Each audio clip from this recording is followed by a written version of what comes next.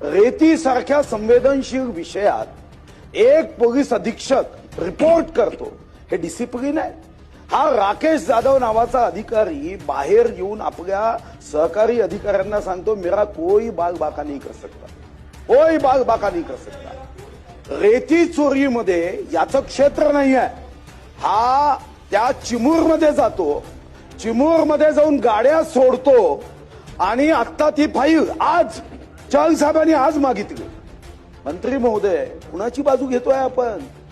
अरे वाळूचे कनरगडीता पहिले तेल निघे, आता नोटाचे बंडल निघतात। तुम्ही या एसडीपीओला वाचवण्यासाठी तुम्ही त्या डिसिप्लिनरी ऍक्शन करता? काही तर मन आपल्याला आहे की नाही? आपण काय पत्थर के सनम झालोय? तुम्ही आता त्यांना निलंबित करा।